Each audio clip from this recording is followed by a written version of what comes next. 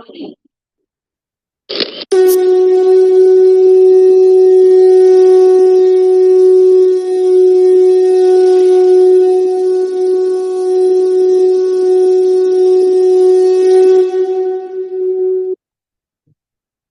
श्री गण गणपति नमः। श्री गणेश की वंदना कर दिन के स्वामी बृहस्पति देव तथा श्री हरि विष्णु की आराधना कर इष्ट देव का ध्यान कर गुरुजनों को नमन कर अभिनंदन करते हैं आपका आज के दैनिक पंचांग।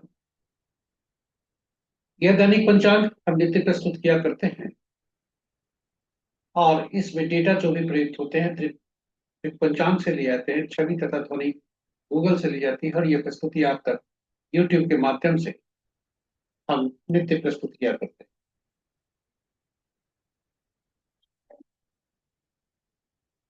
जिस प्रकार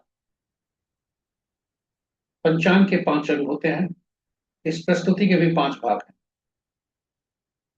पहला भाग पंचांग मुहूर्त और ग्रहों के गोचर से संबंध रखता है और इसी भाग में से पंचांग मुहूर्त को लेकर हम लघु पंचांग आपके सुझाव के अनुरूप हम नित्य प्रस्तुत करते रहे। दूसरा भाग जन्म नक्षत्र के अनुसार आज कैसा दिन रहने की संभावना है, इसे तारा बलम कहा जाता है। यह मूलतः नौतारा चक्र पद्धति पर आधारित है, जिसके अनुसार हम किसी भी जातक के पूरे जीवन काल पे विभिन्न ग्रहों की स्थिति शुभता और अशुभता के जान सकते हैं, जिससे हम दशा महादशा का फल, जन्म कुंडली में बैठे ग्रहों का फल और किसी भी जातक से जो संबंध हमारे जीवन काल में होते हैं उनसे शुभता अशुभता का फल, ये सभी हम जानकारी प्राप्त कर सकते हैं। विस्तृत चर्चा प्रस्तुति में तीसरा भाग जो चंद्र बलम कहलाता है, जन्म राशि के अनुसार आज कैसा दिन होने के संकेत। यह चंद्रमा जिस राशि में भ्रमण करते हैं और जिस राशि में स्थायी रूप से जन्म कुंडली में है, दोनों को तालमेल कर आपके लिए है। चौथा भाग चौघड़िया से संबंध है। यह एक प्रकार का शुभ और अशुभ काल दर्शाता है किसी भी कार्य को करने के लिए, चाहे वह कार्य दैनिक कार्य से संबंधित हो या विशेष कार्यों से, पहली बार किए जाने वाले कार्यों से, पूजा पाठ या वह ग्रहों से संबंधित कार्य या वैसे सभी कार्य जो जिसमें हम शुभता की अपेक्षा करते हैं। विस्तृत चर्चा प्रस्तुति में पांचवा और अंतिम भाग अंकों की एक गोद में जन्म लेकर अंकों को ही हम समझ नहीं पाते। अंकों की गोद में हम जब जन्म लेते हैं तो अंकों को समझना भी हमारा नितांत आवश्यक है और वे 1 से 9 तक इन्हें समझना, इन्हें सीखना, इनके से प्राप्त हुए और ऊर्जा का समुचित उपयोग करना, यदि ये हम सीख गए फिर अंत में जो अंक की जो सार्थकता है, अंकों की जो सकारात्मक ऊर्जा है वह हमें प्राप्त होगी। इस प्रकार अंकों को जानने के क्रम में हम अंक को अंकों को उचित उपयोग कर जानने के क्रम में अंकों में ही हम अंकों का उचित उपयोग कर सकते हैं और वह हमारे लिए लाभदायक होता है। तो अंकों को पहचानना इस प्रस्तुति का इस भाग का उद्देश्य, साथ ही साथ आज के अंक किसी भी माह के विभिन्न तिथियों को जन्म जातकों के लिए शुभता के कैसे संदेश लेकर आ। तो ये रहे 5 भाग और हर भाग महत्वपूर्ण है, रोचक है, ज्ञानवर्धक है और उपयोगी। तो कहीं जाइएगा नहीं, हमारे साथ बने रहिएगा। आपके लिए हमारे हम लेकर आए रोचक ज्ञान की बातें और उपयोगी बात। तो चलते हैं पंचांग की तरफ। पंचांग हम आम बोलचाल की भाषा में एक प्रकार का शुभ और अशुभ मुहूर्त जानने का एक माध्यम है, परंतु केवल उसकी सीमा नहीं। व्यक्ति के निर्णय क्षमता को सुदृढ़ करता है, आत्मबल बढ़ाता है। पंचांग प्रकृति और ब्रह्मांड की ऊर्जा के साथ संतुलन स्थापित करने में सहायक होता है जिसके फलस्वरूप जीवन में शांति, समृद्धि और सकारात्मकता का संचार। अतः पंचांग का अनुसरण करके हम अपने जीवन को अधिक सफल और समृद्ध बना सकते हैं। तो चलिए आइए पंचांग के जीवन में भूमिका को देखते हुए हम सब पंचांग का अनुसरण करके अपने जीवन में शांति, समृद्धि और सकारात्मकता का संचार सुनिश्चित करते हुए जीवन को अधिक सफल और समृद्ध बनाएं। साथ ही साथ प्रस्तुति को साझा करें अपने मित्रों, परिजनों और सदस्यों के संग, ताकि वे भी पंचांग का अनुसरण करके अपने जीवन में शांति, समृद्धि और सकारात्मकता का संचार सुनिश्चित करते हुए जीवन को अधिक सफल और समृद्ध बना सके। और उनके इस प्रयास में हम सब एक माध्यम बनकर बने के इस प्रकार अब आपको ले चलते हैं हम अपने 5 भागों के पहले भाग की प्रस्तुति में। जय श्री राम। आज का पंचांग इस तरह: दिनांक 30 नवंबर 2025, माह मार्क्सिस, पक्ष कृष्ण और शुक्ल दोनों, शाका संवत 1947 विश्व, विक्रम संवत 2082 कलायुक्त और कलयुग का 5100। आज का सूर्योदय 6:11 पर, सूर्यास्त 4:19, sunrise at 6:11 a.m. and sunset at 4:59। आज का दिशा शुभ दक्षिण है, फिर इस दिशा में यात्रा करने को बाध्यता हुई तो दही का सेवन कर यात्रा न शुभ। पंचांग के 5 अंक इस प्रकार: वार गुरुवार, तिथि दिन के 12:16 तक अमावस्या जो पूर्ण तिथि के अंतर्गत आता है, तत्पश्चात प्रतिपदा नंदा तिथि के अंतर्गत। नक्षत्र दिन के 10:58 तक विशाखा, उसके तत्पश्चात अनुराधा। योग प्रातः 9:53 तक सोबर, उसके बाद अतिगंड। और करण दिन के 12:16 तक नाग, तत्पश्चात देर रात्रि 1:32 तक 3 से दुगुना और फिर भव। तो ये रहे पंचांग के 5 अंक। महत्वपूर्ण मुहूर्त में जाने के पूर्व भोलेनाथ का वास देखते हैं कि भोलेनाथ का वास कहाँ है और उनके सूत्र कैसे। जय भोलेनाथ। ओम नमः शिवाय। ओम नमः शिवाय। जब तक अमावस्या तिथि है तब तक भोलेनाथ गौरी के सानिध्य में है, क्योंकि शुक्ल के पक्ष के प्रतिपद आने पर भोलेनाथ शमशान में रहते हैं, जो कि जय भोलेनाथ। ओम नमः शिवाय। ओम महत्वपूर्ण नमः शुभ और अशुभ मुहूर्त शिवाय। में अभिजीत मुहूर्त 11:13 से 11:37 तक, अमृतकाल देर रात्रि 2:15 से 4:03 तक, भोर तक, सर्वासिद्धि योग दिन के 10:58 से 6:11 सुबह तक, विजय मुहूर्त अपराह्न 1:23 से 2:06 तक, गोधूली बेला संध्या 4:59 से 6:19 संध्या तक, और निशिता मुहूर्त देर रात्रि 11:09 से मध्य रात्रि 0:09 तक, 0:02। रात्रि में किए जाने वाले पूजा पाठ, जब तक साधना, तंत्र, मंत्र आदि के लिए निशिता मुहूर्त श्रेष्ठ होता है। अशुभ मुहूर्त सबसे प्रभावी: अशुभ मुहूर्त राहु काल अपराह्न 12:56 से 2:17 तक, गुलिक काल प्रातः 8:56 से 10:14 तक, यमगंड प्रातः 6:11 से 7:32 तक, और वर्ज मुहूर्त अपराह्न 3:28 से 5:16 तक, संध्या तक। ये है हमारे महत्वपूर्ण सुबह अशुभ मुहूर्त। ग्रहों की आकाशीय स्थिति को यदि देखें, सूर्य देव का राशि परिवर्तन हुआ है, चंद्रदेव का भी राशि परिवर्तन हुआ है, बुध देव बकरी और अस्त दोनों है। और अंश के अनुसार यदि देखें तो सूर्य देव, चंद्रदेव, बुध देव, बृहस्पति देव और शनि देव ये बाल्यावस्था से गुजर, मंगल देव, शुक्र देव और राहु केतु ये शक्तिशाली। वहीं चंद्रदेव, बुध, मंगल देव और बुध देव अस्त, बुध देव, बृहस्पति देव, शनि देव, बकरी, ये ग्रहों की स्थिति रखती है। मित्र राशि में 3 ग्रह, शत्रु राशि में 1 ग्रह, सम राशि में 3 ग्रह और अपनी ही राशि में 2 ग्रह। जो अपनी राशि में 2 ग्रह हैं वे क्रमशः मंगल देव और शुक्र। सबसे ज्यादा ग्रह यदि हम कहें तो मंगल की राशि में सबसे ज्यादा ग्रह 4 ग्रह, और बुध की राशि में कोई ग्रह नहीं है, शेष ग्रहों की राशियों में एक एक ग्रह है।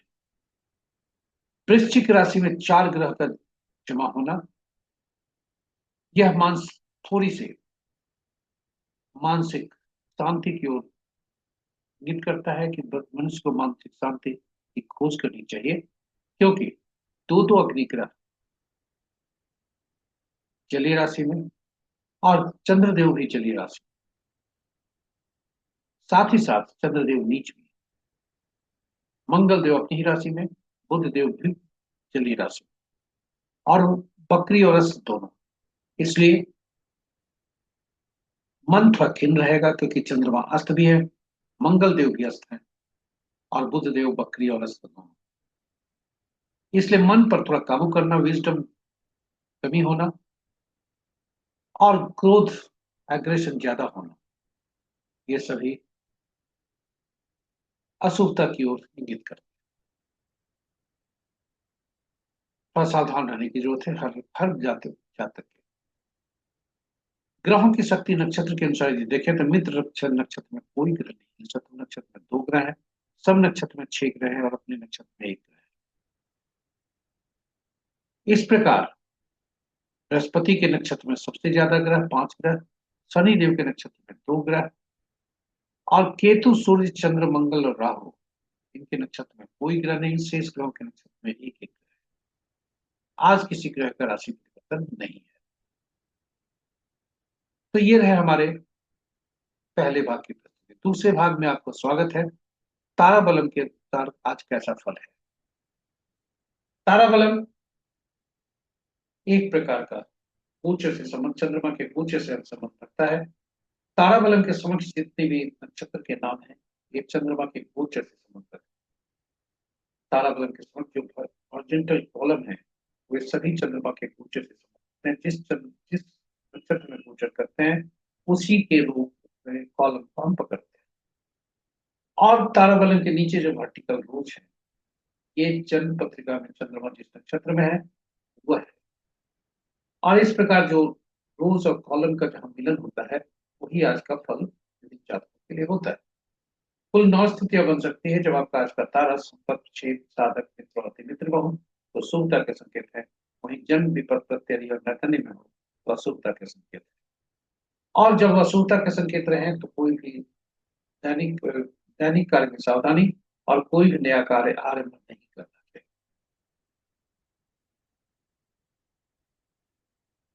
अशुभता की स्थिति में दैनिक कार्यों का निष्पादन, साथ ही साथ शुभ कार्यों का निष्पादन योजनाबद्ध तरीके से हम कर सकते हैं।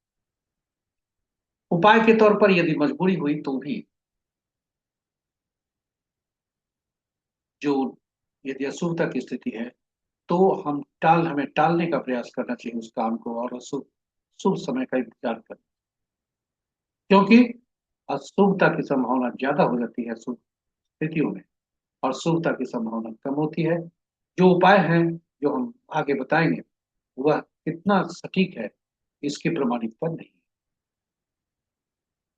तो ये तारा बलम मुख्यतः 9 तारा चक्र पद्धति पर आधारित है। और 9 तारा चक्र पद्धति इस सिद्धांत पर आधारित है कि ग्रहों के मन नक्षत्र होते हैं, नक्षत्र के फल आप ही आपको ग्रह के फल देते हैं, ग्रह का अपना फल नहीं होता है।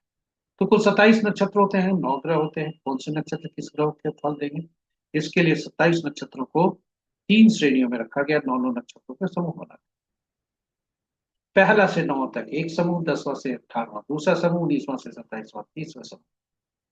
और ग्रहों को महादशा के क्रम में रखा गया। पहला ग्रह केतु, दूसरा सूर्य शुक्र, तीसरा सूर्य, चौथा चंद्रमा, पांचवा मंगल, छठा राहु, सातवां बृहस्पति, आठवां शनि और नौवां बुध।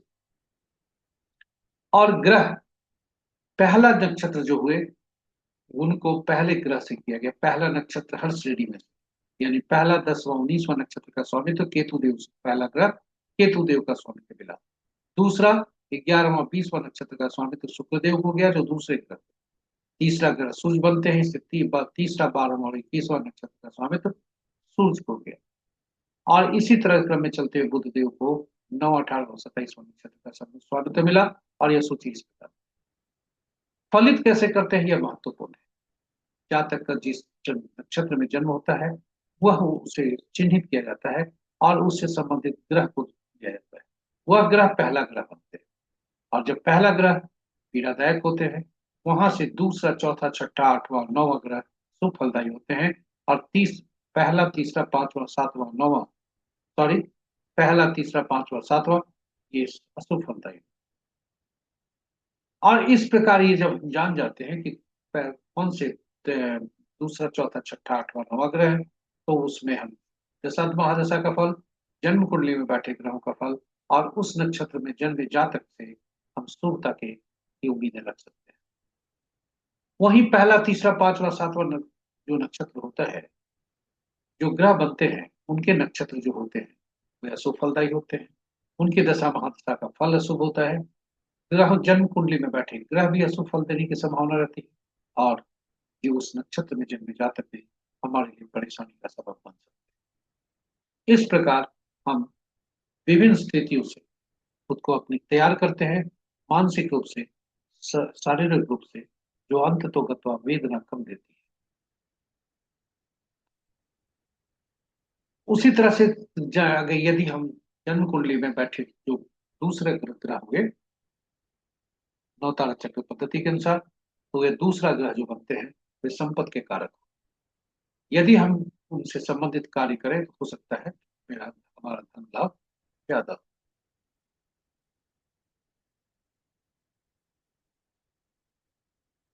और अब हम आपको ले चलते हैं नवतारा चक्र पद्धति पर।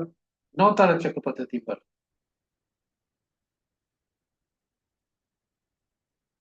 आज का तारा विशाखा और अनुराधा नक्षत्र।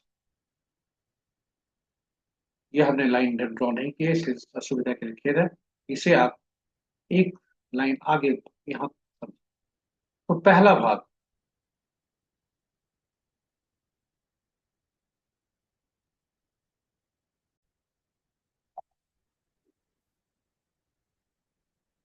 आज का तारा यदि हम देखें, क्योंकि 10:58 पर प्रातः काल में आज नक्षत्र परिवर्तन, 10:58 तक चंद्रमा विशाखा नक्षत्र में है, उसके बाद वे अनुराधा नक्षत्र में जाते हैं। जब अनुराधा नक्षत्र में जाते हैं, यदि जब तक विशाखा नक्षत्र में है तब तक के लिए अश्विनी, माघ और मूला नक्षत्र में जन्मे जातक के लिए आज बहुत ज्यादा शुभता है। वहीं अनुराधा नक्षत्र में जाने के बाद भरनी, पूर्वा फाल्गुन या पूर्वाषाढ़ नक्षत्र में जन्मे जातक के लिए अशुभता की ज्यादा संख्या। हम इस प्रकार उदाहरण के लिए कि भरनी, पूर्वा फाल्गुन या पूर्वाषाढ़ नक्षत्र में जन्मे जातक का देखें, तो पहला का जो उनकी अवधि है 10:58 तक, वह शुभ संकेत है, उसके बाद अशुभ। यदि दूसरे भाग को देखें, दूसरा उदाहरण देखें, पुनर्वसु, विशाखा या पूर्व भाद्रपद में जन्मे जातक के लिए पहला भाग जन्म का है, दूसरा भाग संपत्ति, यानी पहला भाग पीड़ादायक, दूसरा भाग संपत्ति का। ये शुभ है। और इसी प्रकार हम किसी भी नक्षत्र से संबंधित परिणामों को जान सकते हैं, शुभता अशुभता के संदर्भ। उपाय के तौर पर मैंने प्रारंभ में भी कहा था कि कोई भी जोखिम नहीं लेना चाहिए, क्योंकि जोखिम, जो भी उपाय किताबों में है वह प्रमाणित नहीं, इसलिए हम सलाह नहीं देते जोखिम लेने की।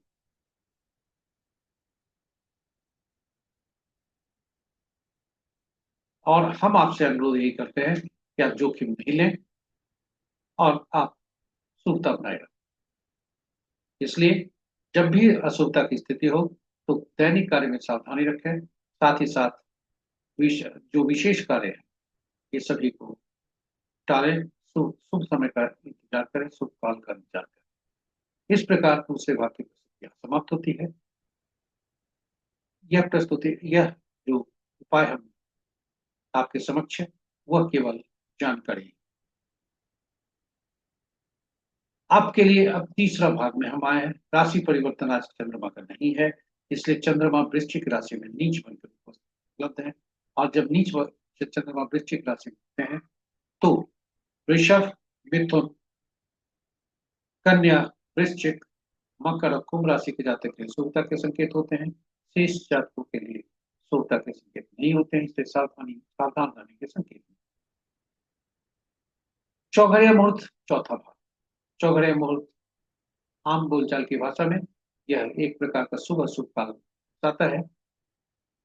और दिन के इस पर हमने विशेष प्रस्तुति आपके लिए रखी है कि यूट्यूब पर अंग्रेजी में यूटिलिटी ऑफ चौघड़िया, हिंदी में चौघड़िया के उपयोग, आप उसे संदर्भित कर सकते हैं। संक्षेप में यह कहें कि चौघड़िया शुभ और अशुभ हो जाने का माध्यम है। किसी भी शुभ काम में शुभता बनाए रखने के लिए इसका उपयोग किया जाता है। यह दैनिक कार्यों से लेकर पूजा पाठ या पहली बार जो कार्यक्रम किए कर रहे हैं, ग्रहों से संबंधित जो कार्य है, या हम किसी भी कार्य की शुभता बनाए रखने के लिए इसका उपयोग करें। यदि कोई व्यक्ति उचित मुहूर्त नहीं देखना चाहता या नहीं देख पाए हो तो कम से कम चौघड़िया जरूर देखें। संक्षेप में बता दें कि कुल 8 चौघड़िया दिन के होते हैं, 8 चौघड़िया रात के होते हैं, किंतु सप्ताह के 7 ही दिन होते हैं, इसलिए सातों चौघड़िया का नामकरण। 8वां चौघड़िया जो आदि चौघड़िया होता है वो दिन का या रात का, वही अंत का भी चौघड़िया होता है। इस प्रकार चौघड़िया के उपयोग होता है। चौघड़िया इस प्रकार से साप्ताहिक दिनों से संबद्ध हो गया, और साप्ताहिक दिनों से जब संबद्ध हो जाता है तो फिर सप्ताह के दिन के स्वामी ग्रह होते हैं, जो विशेष कार्य करने के लिए, विशेष प्रयोजन के लिए उपयोग होते हैं। इसलिए छठ चौघड़िया का संबंध ग्रहों से हो जाता है और उनके विशेष कार्यों से। दिन का चौघड़िया वार वेला, काल वेला और राहु काल से ग्रसित हो सकता है। उसे जब भी, या रात्रि का चौघड़िया काल रात, जब भी अशुभता से अधिव्याप्त हो तो वैसे चौघड़िया को त्याग करना चाहिए, उसका उपयोग नहीं करना चाहिए, क्योंकि कार्य में अशुभता की संभावना बनती है। तो ये रहे आज का और चौघड़िया से संबंधित जानकारी। एक और आपसे को जानकारी देना चाहेंगे कि जो है चूंकि दिन सूर्य का होता है और दिन सूर्य का संदर्भ सूर्य से है, इसलिए शनि देव, और चूंकि शनि देव और सूर्य देव में कटुता रहती है, इसलिए शनि का चौघड़िया प्रतिदिन काल विलक्षण। वहीं बुध का संबंध चंद्रमा से कटुता होने के कारण रात्रि का चौघड़िया जो लाभ चौघड़िया होता है बुध का, वह काल रात्रि से। यह अनुभव के आधार पर, रिसर्च के आधार पर हमने पाया, तो आपकी जानकारी के लिए प्रस्तुत। चलिए आज का चौघड़िया देखते हैं। आज का चौघड़िया क्या कहते हैं। अब आज का चौघड़िया है, चूंकि आज गुरुवार का चौघड़िया है, इससे शुभ चौघड़िया से दिन आरंभ हो रहा है। शुभ चौघड़िया से अपराह्न का चौघड़िया देखें, 12:56 से 2:17 तक अमृत चौक काल है, जो कि राहु काल से ग्रसित है। काल चौघड़िया 2:17 अपराह्न से 3:38 तक है, काल विलक्षण है। और शुभ चौघड़िया जो 3:38 से 4:59 तक है, वो वार विलक्षण। रात्रि का चौघड़िया लाभ चौघड़िया जो 11:35 से 1:14 तक है। बुध का चौघड़िया है काल रात्रि। तो इन चौघड़िया का परित्याग करना चाहिए, यह त्याग है। तो ये रहे हमारे चौघड़िया का एक प्रस्तुति। पांचवें और अंतिम भाग में अंक ज्योतिष के अनुसार आज कैसा दिन का भावना है। अंक ज्योतिष में हम एकल अंक पर ही गणना करते हैं, वही अंक होते हैं 1 से 9। शून्य को गणना में नहीं लिया जाता है, और जब भी 1 से 9 तक अंक लिए जाते हैं, एकल अंक लिए जाते हैं। अगर एक से ज्यादा अंक हमारे पास उपलब्ध होते हैं तो उनमें प्रयुक्त हुए सभी अंकों को जोड़कर एकल अंक में परिवर्तित।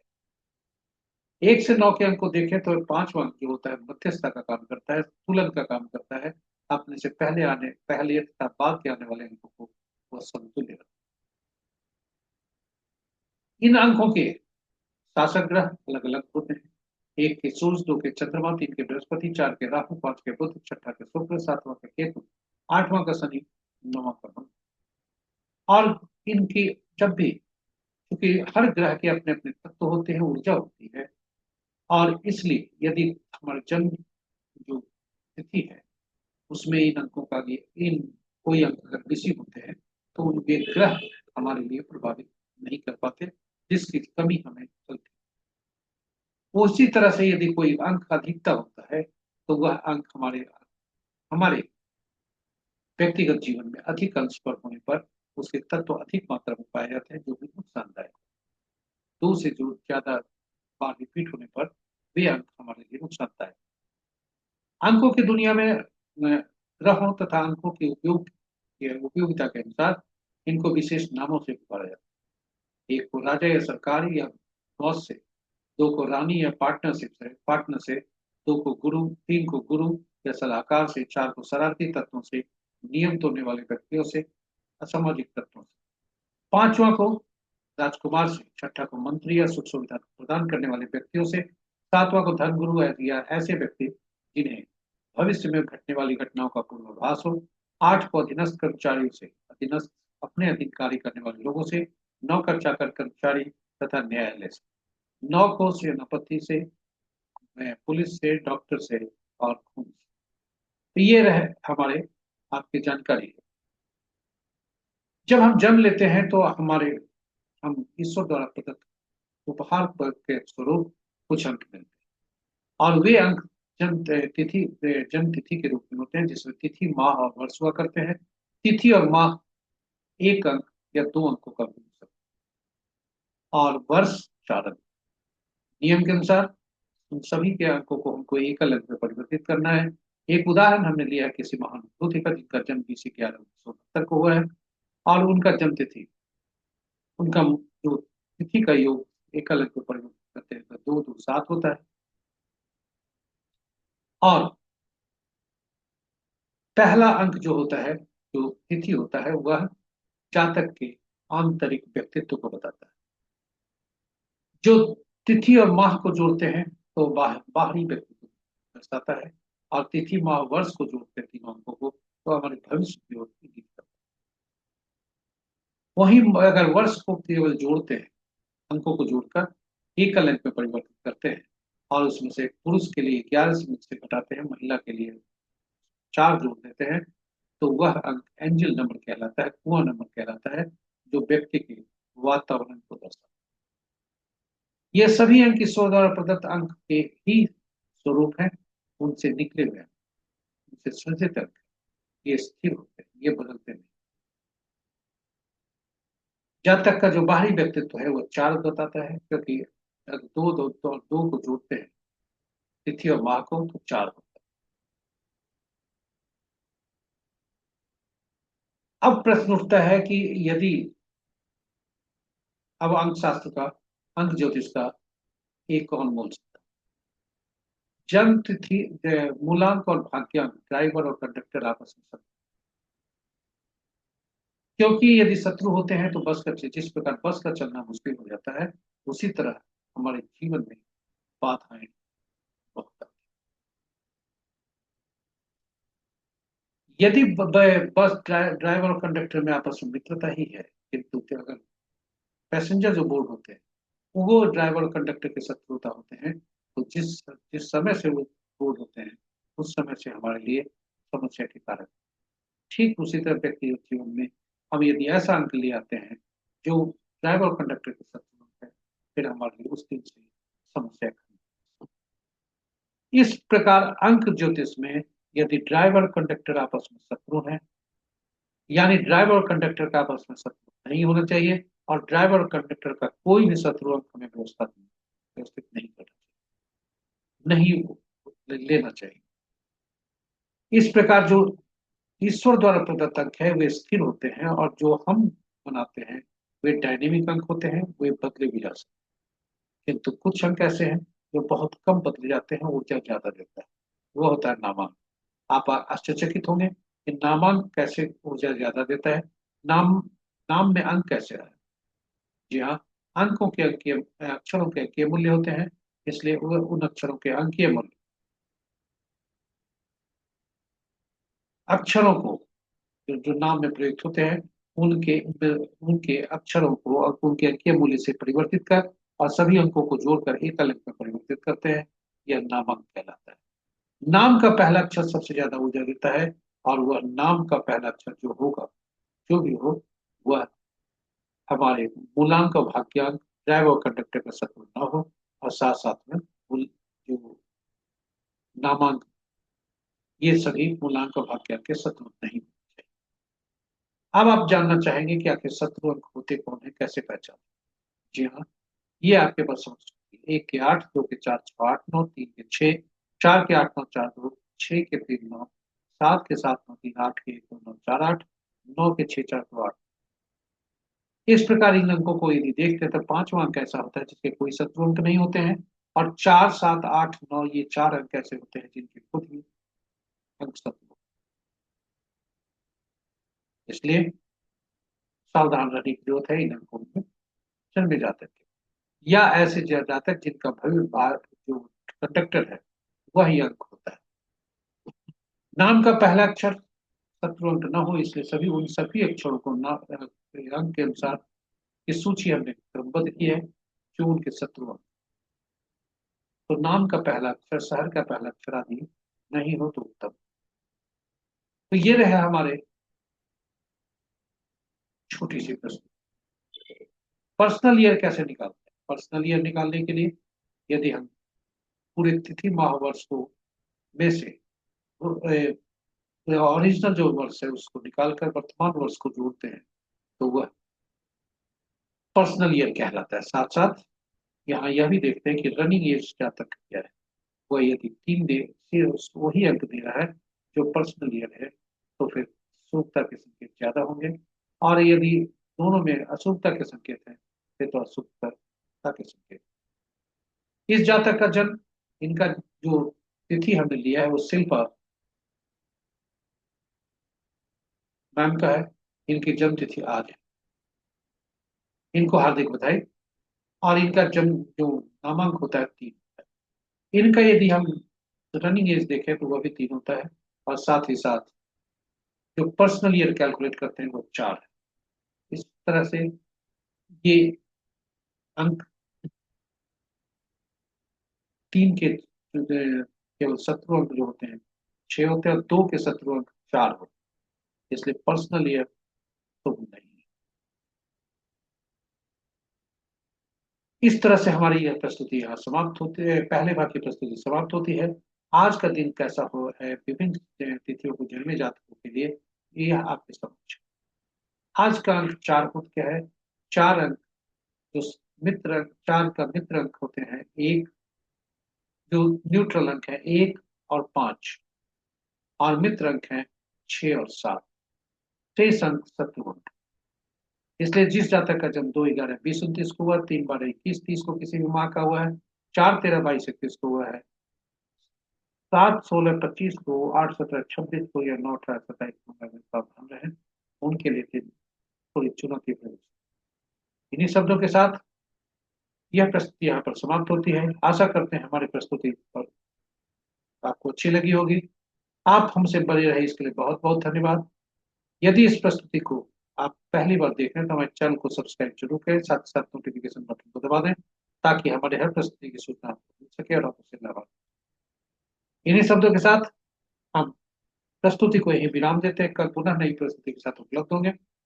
अंत में आपसे आग्रह करते हैं कि साझा करें प्रस्तुति को अपने मित्रों, परिजनों तथा शुभेच्छुओं के संग, ताकि उनका भी कल्याण हो और वे भी इसका उपयोग कर अपने जीवन को सफल बना सकें। और अंत में आपसे आग्रह है कि हमें सुझाव के रूप में अपना कमेंट जरूर दें ताकि हम प्रस्तुति को और बेहतर हो और उपयोगी बना सकें। इन्हीं शब्दों के साथ हम आपसे विदा लेते हैं बृहस्पति देव से तथा श्री हरि विष्णु से कामना करते हैं कि आपका दिन शुभ। जय बृहस्पति देव, जय श्री हरि विष्णु।